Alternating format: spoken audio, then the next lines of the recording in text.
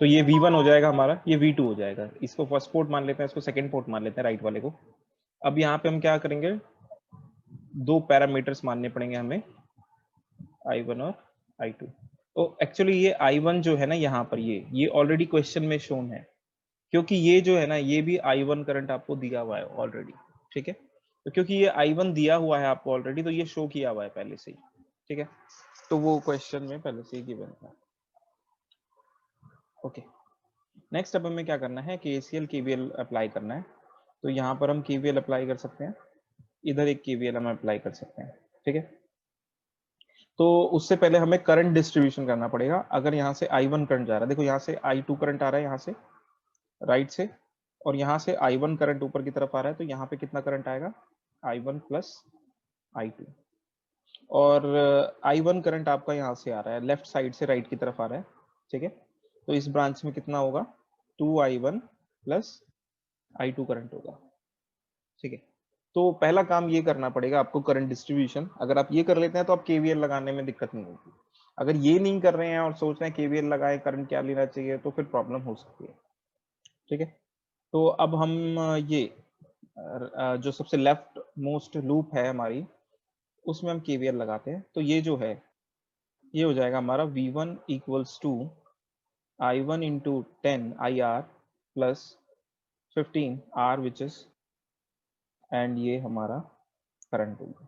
ठीक है, तो V1 equals to I1 30 40 I1 plus 15 I2।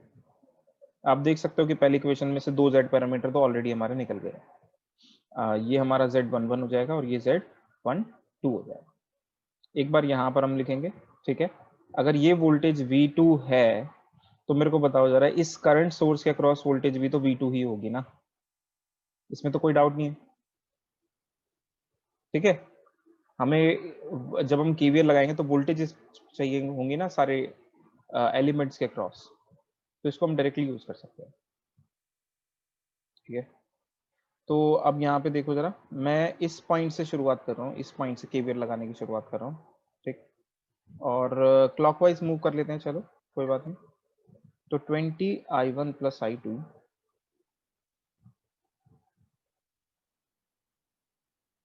ठीक है, और या एक काम करते हैं, इसको ना एंटी क्लॉकवाइज ले लेते हैं, क्योंकि करंट हमारा एंटी क्लॉकवाइज मूव कर रहा है। उससे फर्क नहीं पड़ता है, बट जस्ट मैं एंटी क्लॉकवाइज ले लेता हूँ।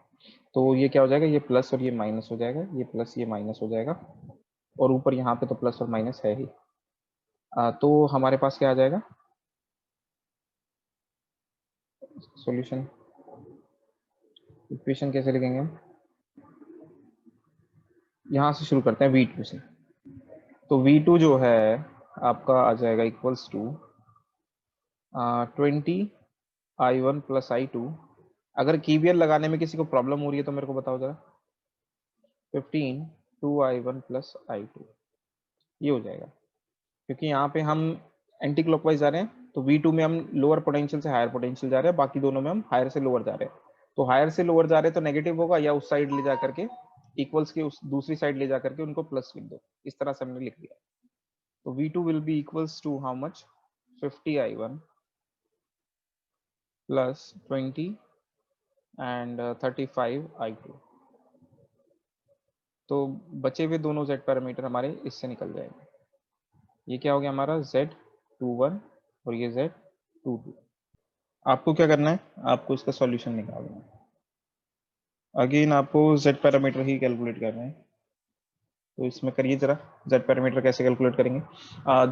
मैं बता देता हूँ प्रॉब्लम क्या है यहाँ पे। मेन यहाँ पे आप देखोगे तो पैरेलल ब्रांचेस बहुत ज्यादा होने की वजह से लूप बहुत ज्यादा है यहाँ पे। ठीक है, तो देखिए इसको कुछ किया जा सकता है क्या, क्योंकि देखो जितनी ज्यादा लूप रखोगे KVL भी फिर उसी हिसाब से लगेगा ना, तो थोड़ा सा याद रखिए। तो सबसे पहला दिमाग लगाइए कि सर्किट को अगर छोटा किया जा सकता है क्या। वो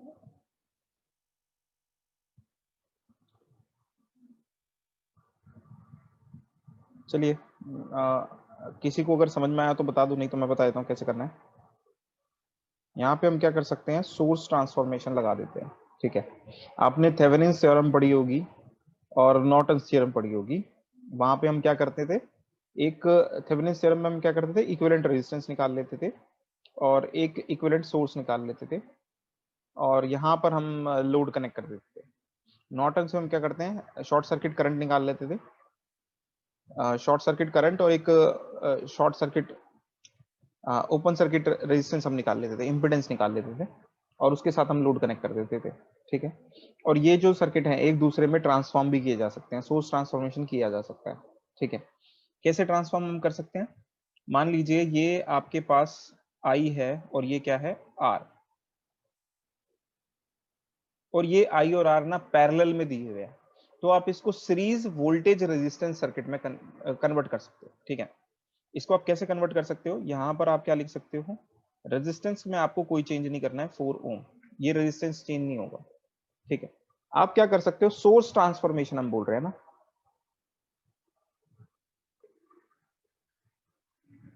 सोर्स ट्रांसफॉर्मेशन।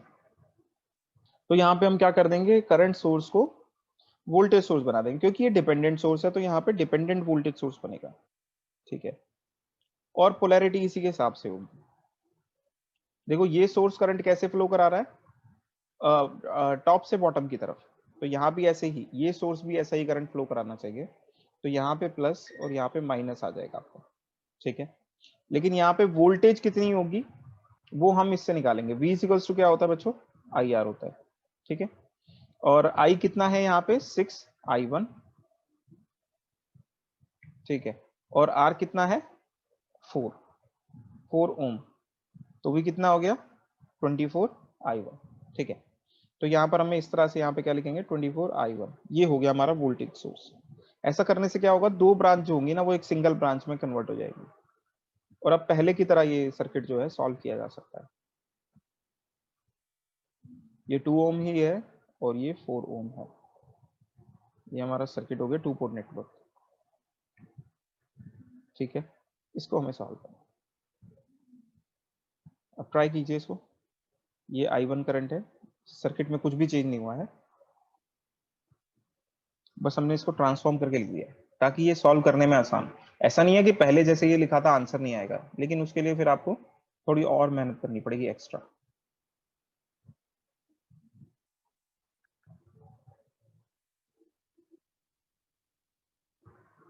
करिए आप इसको सॉल्व इतना।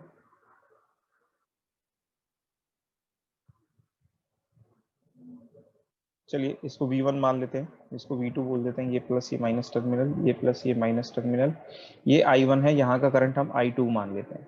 ठीक है, करिए जरा इसको सॉल्व।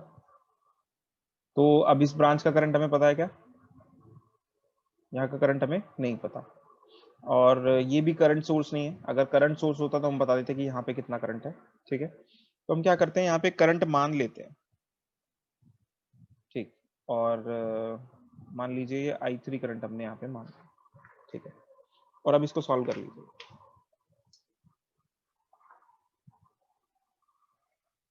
एक बार देखो जरा यहाँ पे, अगर I3 ऐसे फ्लो कर रहा है इसका मतलब I3 यहाँ से ऊपर जा रहा है, यहाँ से I3 ऐसे फ्लो कर रहा है, और I3 यहाँ भी फ्लो कर रहा है ऐसे, लेकिन यहाँ पर आप देखो कि I2 भी इसमें फ्लो कर रहा है। ठीक है, और यहाँ पर ये वाला जो I1 करंट है लेफ्ट वाला, ये इस ब्रांच में I1 नीचे की तरफ जा रहा है। ठीक है, अब अगर आप ऐसे चल रहे हो,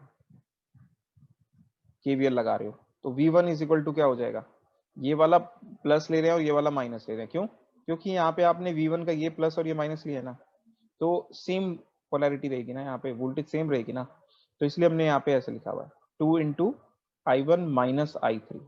क्यों, क्योंकि I3 ऊपर जा रहा है, I1 नीचे जा रहा है, और I1 जो है वो नीचे जा रहा है, जिसकी वजह से ये प्लस होगा। ठीक है, तो I1 हम ऐसे, ये इक्वेशन हम ऐसे बनाएंगे। अब आप यहाँ पे देख सकते हो तीन करंट है हमारे पास, I1, I2 और I3। क्योंकि एक एडिशनल करंट लेना पड़ा है तो एक एडिशनल इक्वेशन भी आपको बनानी पड़ेगी उसको रिमूव करने के लिए। तो यहाँ पे आप देखो जरा, V2 में भी लगा सकते हैं ना, जो एक्सट्रीम लेफ्ट में हमारी लूप बन रही है उसमें भी हम KVL लगा सकते हैं। V2 equals to 4 times I2 plus I3 और प्लस देखो ये 4 था, इसके अक्रॉस कितना इसके थ्रू कितना करंट जा रहा है, I2 प्लस I3, ये करंट है यहाँ पे टोटल नीचे की तरफ जा रहा है, और ये प्लस है ये माइनस है, ठीक है। अब यहाँ पे देखो ये जो पोलैरिटी है ये उल्टी हो गई फिर से, तो ये यहाँ पर माइनस का साइन आएगा हमारे पास, और कितना आ जाएगा 24I1, ये हमारे पास दूसरी इक्वेशन बन गई, ठीक है। इसमें किसी को डाउट है तो बताइए, ठीक है। नेक्स्ट हमारे पास क्या है, एक इक्वेशन हमारी यहाँ पे बीच वाली लूप से बन जाएगी, और सपोज करो इस एंड से हमने लगाना शुरू किया, तो I3 करंट इसमें फ्लो करेगा केवल, ठीक है। तो 4 into I3 plus 4 into I2 plus I3 minus 24I1 and यहाँ पर -2I1 माइनस I3, ठीक है, या +2I3 माइनस I1, जैसे भी आप लिखना चाहे वैसे लिख सकते हैं, इक्वल टू 0। अगर KCL KVL इक्वेशन लगाने में प्रॉब्लम आ रही है तो मुझे बताइए, बोलो बच्चों, अगर KCL KVL इक्वेशन लगाने में आपको प्रॉब्लम आ रही है तो बताइए, ठीक है। ये 3 इक्वेशन बन गई है, इन तीनों को सॉल्व कर लेंगे, यहां से हम I3 की वैल्यू निकाल लेंगे, बाकी दोनों इक्वेशन में पुट कर देंगे, या फिर यहां से निकाल लो I3 की वैल्यू, क्योंकि यहां से जो I3 की वैल्यू निकलेगी ना थर्ड इक्वेशन में से, ये फर्स्ट है और ये सेकंड है, आपको Z पैरामीटर निकालने थे ना, तो Z पैरामीटर में V1 को I1 I2 की टर्म्स में लिखते हैं, तो फर्स्ट और सेकंड इक्वेशन में ऑलरेडी वो चीज है, ठीक है। आप क्या करो, यहां से I3 निकाल लो जो भी वैल्यू आती है, और वो इन दोनों इक्वेशन में पुट कर, और डायरेक्ट आपका आंसर आ जाएगा। आपको क्या करना है, यहाँ पे H पैरामीटर्स निकालने हैं, ठीक है। H पैरामीटर यहां से हमें निकालने हैं, ठीक है।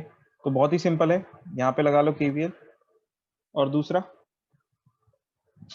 यहाँ पे लगा सकते हो KVL, ठीक है। और 2 इक्वेशन से बात बन जाएगी हमारी। उससे पहले KVL लगाने से पहले आपको ये पता होना चाहिए इस ब्रांच में कितना करंट जा रहा है। तो आप देखो यहाँ से I2 करंट आ रहा है, और यहाँ पर देखो जरा ये एरो डाउनवर्ड डायरेक्शन में, मतलब यहाँ पे कितना करंट जा रहा है, अल्फा CB I1, तो यहाँ पे कितना करंट होगा, I2 minus alpha CB I1 होगा कि नहीं होगा, ठीक है। बस ये इकलौता ऐसा पॉइंट है जिसकी वजह से प्रॉब्लम हो सकती थी यहाँ पे। अगर ये आप समझ गए कि यहाँ पे ये करंट जाएगा, तो अब इसमें कुछ भी दिक्कत नहीं। जब आप फर्स्ट लूप में KVL लगाओगे तो क्या लिखोगे, V1 equals to I1 RB plus RE plus mu BC V2, ठीक है। जब आप सेकेंड लूप में KVL लगाओगे तो आप लिखोगे V2 equals to RE plus RD times I2 minus alpha CB I1, ठीक है। बस ये दोनों इक्वेशनों को इसको रीअरेंज करके लिख लो I1 I2 की टर्म्स में। अब यहाँ पे चलो ये भी देख लेते हैं, I1 के साथ क्या मल्टीप्लाइड है, ये पूरा, और V2 के साथ ये मल्टीप्लाइड है पूरा। यहाँ पे क्या लिख सकते हो इसको रीअरेंज करके, I2 I1 है ना, तो I1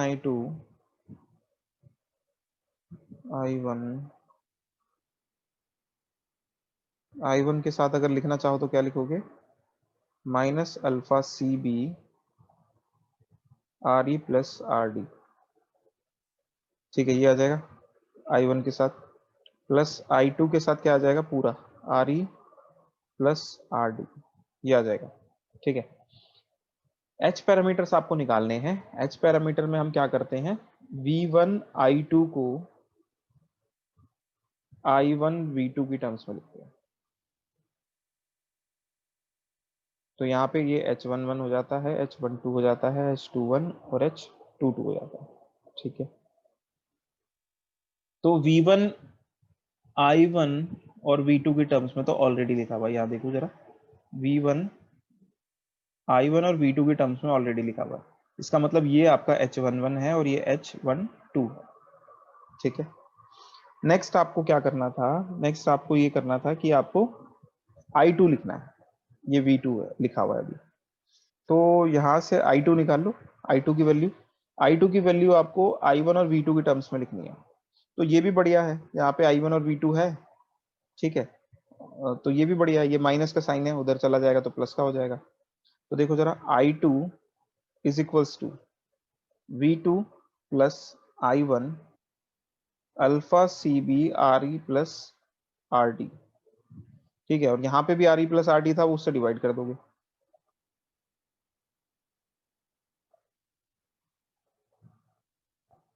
तो ये तो कैंसिल आउट हो जाएगा पूरा, और यहाँ पे अल्फा सी भी बचेगा। देखो यहाँ पे इसके मल्टीप्लीकेशन में ये है, और यहाँ पे मल्टीप्लीकेशन में केवल ये है, और ये I1 V2 की टर्म्स में लिखना था ना आपको, ठीक है। तो ये आपका H21 पैरामीटर हो गया, और ये H22 पैरामीटर, ठीक है बच्चों। तो ये मुश्किल नहीं है ऐसा, अगर सर्किट आ जाता है आपको डिपेंडेंट सोर्स सोच करके डरने की जरूरत नहीं कि डिपेंडेंट सोर्स है तो बहुत ज्यादा दिक्कत होगी, सॉल्व नहीं होगा, या ऐसा कुछ है। ऐसा कुछ भी नहीं होगा, ठीक है। एक और क्वेश्चन देखते हैं, ये यूपीट्यू में आया हुआ है एग्जाम में 2002 में। कोई पॉइंट नहीं समझ में आ रहा है तो आप पूछ सकते हो मुझसे।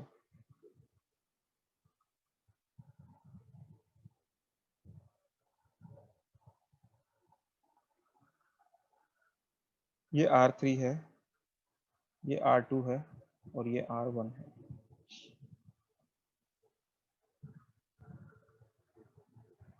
यहाँ पे V2 है plus minus, V1 plus minus, एक एडिशनल ब्रांच है यहाँ पे ये, ठीक है। और ये क्या है, ये एक डिपेंडेंट करंट सोर्स है अल्फा I1 के बराबर, और नेचुरल सी बात है कि यहाँ पे I1 ऑलरेडी शोन होगा। चलिए, अब इसको हमें सॉल्व करना है। हमें क्या फाइंड आउट करना है, हमें H पैरामीटर्स फाइंड आउट करना है, ठीक है। तो यहाँ पे हम इसको दो तरह से सॉल्व कर सकते हैं, आपकी मर्जी, आप जैसे सॉल्व करना चाहे। या तो आप इसके दो केसेस बना लीजिए, ठीक है। हमें H पैरामीटर फाइंड आउट करना है ना, तो H पैरामीटर में हम V1 I2 को, जैसे हमने पहले भी अभी लास्ट स्लाइड में भी देखा है, I1 V2 की टर्म्स में देखते हैं। और उस समय में यहाँ पर ये H11, H12, H21 और H22 हो जाता है। तो या तो आप एक बार I1 जीरो कर लो, एक बार V2 जीरो कर लो और सॉल्व कर लो, ठीक है। बुक में ऐसे दिया हुआ है। आप ऐसे भी कर सकते हो कि यहाँ पे I2 करंट मान लो, ठीक है। ऐसे मेरे हिसाब से ज्यादा इजी रहेगा ये। आप यहाँ पे I2 करंट मान लो, ठीक है। बुक में तो ऐसे दिया हुआ है कि आप I1 जीरो कर लो एक बार, V2 जीरो कर लो और सॉल्व कर लो दो बार। उसकी जगह आप यहाँ पे क्या कर सकते हो, यहाँ पे I2 करंट माना आपने, ये अल्फा I1 यहाँ पे आ रहा है, तो इस जंक्शन से यहाँ पर लेफ्ट में कितना करंट जा रहा होगा, I2 प्लस अल्फा I1। ऐसे यहाँ पे कितना करंट जा रहा होगा, देखो यहाँ पे कितना है, I1 करंट है, और यहाँ पे कितना है, ये सेम करंट यहाँ पर है जो अभी हमने लिखा है, ठीक है। तो यहाँ पे कितना करंट होगा इन दोनों का, बोलो कितना करंट होगा यहाँ पे, थोड़ा सा नकल लगा के बताना है यहाँ पे। देखो एक ये भी है, अल्फा I1 तो ऊपर की तरफ ही जा रहा है यहाँ से, तो यहाँ से I1 ही आ रहा है, और ये बचा हुआ सिर्फ यहाँ से I2 यहाँ पर जा रहा है। तो यहाँ पे कितना करंट हो जाएगा, I1 प्लस I2 करंट, ठीक है। एक बार करंट डिस्ट्रीब्यूशन आपने कर लिया सही से, तो फिर इस क्वेश्चन में कोई प्रॉब्लम नहीं है। एक बार ऐसे KVL लगाओ, एक बार ऐसे KVL लगाओ सेकेंड लूप में, और ये क्वेश्चन सॉल्व हो जाएगा। तो V1 इक्वल्स टू क्या हो जाएगा, I1 R1 plus I1 plus I2 times R2। ये हमारा फर्स्ट लूप से आ गया। सेकेंड लूप से अगर हम लिखेंगे तो V2 is equals to R3 times I2 plus alpha I1, और यहाँ पे नीचे कितना करंट जा रहा है, I1 प्लस I2 R2 में, तो R2 में कितना करंट जा रहा है, I1 प्लस I। तो यहाँ पे आप क्या कर सकते हो, V1 is equal to how much, I1 R1 plus R2 plus I2 R2। यहाँ पे अगर इसको लिखेंगे रीअरेंज करके तो क्या मिलेगा आपको, I1 के साथ अल्फा R3 है और I1 के साथ R2 भी है, तो ये I1 की टर्म्स में आ गया, प्लस I2 चाहिए हमें, I2 के साथ क्या होगा, R2 है और R3 भी है, तो R2 प्लस R3 होगा। ठीक है, तो ये हमारे पास आ गया, ये दो इक्वेशन आ गए। अगर Z पैरामीटर निकालने होते तो डायरेक्ट निकल जाएंगे, H पैरामीटर निकालने हैं तो या तो इन इक्वेशन को रीअरेंज कर लो। देखो V1 क्या होना चाहिए, I1 और V2 की टर्म्स में होना चाहिए, तो यहाँ पे V1 है, I1 है, V2 नहीं है यहाँ पे। तो आप क्या करो, इस इक्वेशन से आपकी जो सेकंड इक्वेशन बनी है ये वाली, यहाँ से I2 की वैल्यू निकाल करके यहाँ पे इसको रिप्लेस कर दो। ठीक है, और फिर उसको सॉल्व कर लो। और दूसरे केस में आप क्या कर लो, I2 को आपको लिखना है I1 और V2 की फॉर्म में, I2 को लिखना है, तो ये इक्वेशन ये रही आपकी। सेकंड इक्वेशन तो डायरेक्टली आपके पास है अवेलेबल। ठीक है, आपको I2 को लिखना था तो आप I2 को लिख लो, I2 is equals to what, V2 बाद में आएगा और 1 अपॉन में R2 प्लस R3 हो जाएगा, प्लस I1 और वो हो जाएगा alpha R3 plus R2 divided by R2 plus R3। तो दो पैरामीटर तो डायरेक्टली निकल गए, एक में आप इसको रिप्लेस करके निकाल सकते हो, या दूसरा मेथड भी हमारे पास, या तो आप इक्वेशन लिखने के बाद एक बार V2 जीरो कर दो लिखने के बाद। ठीक है, तो V2 जीरो करोगे तो ये जीरो हो जाएगा। ठीक है, और V2 जीरो होने का मतलब क्या हो गया, V1 I1 आपके पास बचेगा और I2, तो बाकी दोनों इक्वेशन को रीअरेंज करके दोनों पैरामीटर दो पैरामीटर निकल जाएंगे, फिर I1 को जीरो कर देंगे तो दोनों पैरामीटर निकल जाएंगे और उससे हम सॉल्व कर लेंगे। अगर समझ में ना आया हो क्या बोल रहा हूँ तो बताओ, सॉल्व कर दूंगा मैं। ठीक है, एक तो ऐसे ही सॉल्व हो जाएगा, ये इक्वेशन हमने लिख लिया डायरेक्टली, तो ये H21 और ये H22 ये तो हमें पता ही है डायरेक्टली। ठीक है, आप यहां से I2 को रिप्लेस कर दो इस तरफ, तो आपको बचे हुए दो पैरामीटर्स भी मिल जाएंगे, मैं लिख ही देता हूँ, इज इक्वल टू I1, यहाँ पे R1 प्लस R2 है और ये भी चीज है, तो सब ऐड हो जाएगा ना, तो आपके पास आ जाएगा R1 plus 2R2 plus alpha R3 divided by R2 plus R3 plus ये वाली जो टर्म है, V2 की तो कोई टर्म है ही नहीं वहां पर, और यहाँ पे R2 भी है। R2 है ना यहाँ पे, I2 के साथ R2, हाँ ये R2 कॉमन आ जाएगा, ऐसे ही यहाँ पे क्या आ जाएगा, R2 अपॉन में R2 प्लस R3 और V2, तो ये दोनों जो है बचे हुए पैरामीटर्स हो जाएंगे।